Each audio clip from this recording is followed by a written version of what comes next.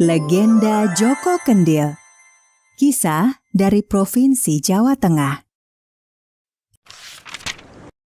Joko Kendil adalah salah satu cerita rakyat yang sangat populer dari Provinsi Jawa Tengah. Provinsi Jawa Tengah beribu kota di Semarang dan memiliki salah satu tempat tujuan wisata yang bernama Simpang Lima. Kendil merupakan alat menanak nasi yang biasa digunakan oleh masyarakat Jawa pada zaman dahulu. Dalam bahasa Indonesia, kendil disebut dengan istilah periuk nasi. Nah, apa hubungan periuk nasi dengan cerita Joko Kendil? Mari kita simak dalam cerita berikut ini.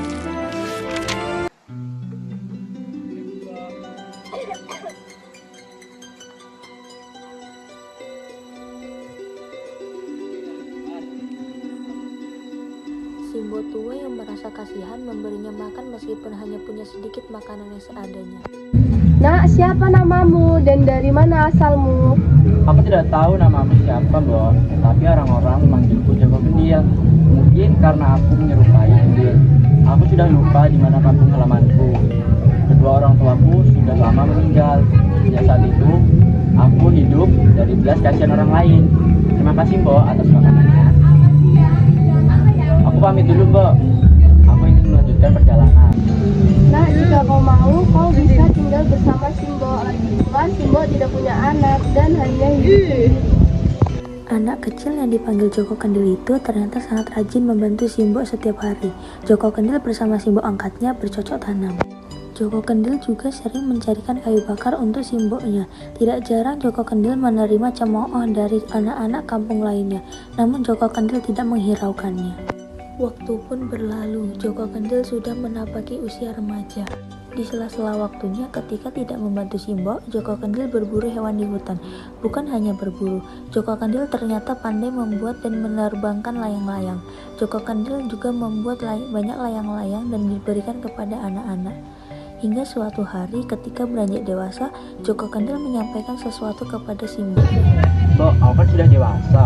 Aku sudah ingin menikah, Bo. Apa kamu sudah memiliki calon? Nanti biar Simbo lamarkan. Aku hanya ingin menikah dengan putri raja, Bo. Tolong lamarkan salah satu putri raja itu, Bo. Joko, apa kamu tidak memiliki calon lain? Putri raja hanya ingin menikah dengan pangeran. Tidak ada, Bo. Aku hanya ingin menikah dengan putri raja. Simbo pun terpaksa menuruti kemauan Joko Kendil. Keesokan harinya, mereka pergi ke istana menghadap raja.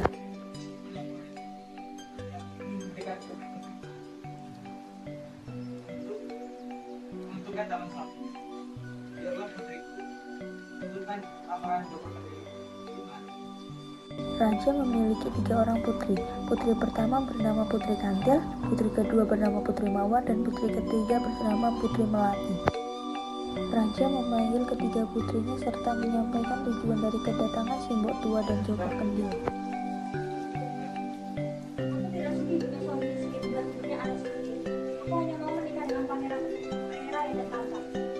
Aku bersedia menikah dengan Joko Kendil.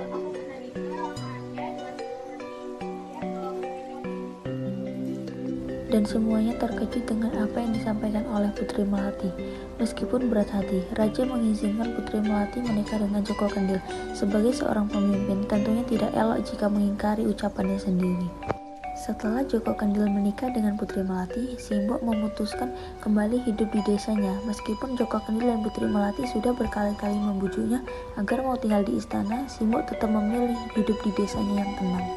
Sedangkan di istana, setiap hari Putri Kantil dan Putri Mawar tidak bosan-bosannya mengejar Joko Kendil. Entah apa yang ada di pikiran Melati, kok mau menikah dengan pria jelek dan miskin seperti itu? Lihatlah, sungguh tampan pangeran itu. Aku ingin sekali berkenalan dengannya. Baru sekali ini melihat pangeran itu, dia lebih tampan dan gagah daripada semua pangeran yang ada di sini. Si Joko Kendil pun tidak pantas, bahkan juga hanya menjadi tukang cuci kudanya. Putri Melati pun tidak tahan lagi dengan ejekan kakak-kakaknya. Dia pergi dari tempat itu dan kembali ke kamarnya. Gimana suamiku? Katanya sakit. Kendil apa ini? Kenapa ada di sini? Melati yang marah akibat ejekan kakak-kakaknya serta tidak menemukan suaminya melampiaskan kekesalannya dengan membanting kendil yang ditemukan. Tiba-tiba ada seorang laki-laki yang masuk ke dalam kamar Putri Melati. Siapa kamu? Kamu tidak boleh seenaknya masuk ke sini. Cepat pergi atau aku panggil prajurit. Putri Melati, aku ini Joko Kendil, suamimu. Pangeran yang ternyata yang berwujud asli dari Joko Kendil itu menceritakan bahwa dirinya waktu kecil terkena kutukan penyihir. Tubuhnya dikutuk menjadi jelek dan menyerupai Kendil. Kutukan itu akan hilang jika ada orang yang dengan tulus mau mengangkatnya sebagai anak dan seorang perempuan yang rela menjadi istrinya. Kutukan itu akan benar-benar hilang jika sang istri memecahkan kendil yang ada di dalam kamar. Kenapa aku meninggalkan Kendil itu di atas meja? Pangeran dan Putri Melati kembali ke istana dan hidup bahagia. Sang raja pun tidak lagi malu mempunyai menantu yang buruk rupa. Sedangkan Putri Kantil dan Putri Mawar kini tidak lagi mengejek adiknya. Mereka malah merasa iri melihat ketampanan suami adiknya.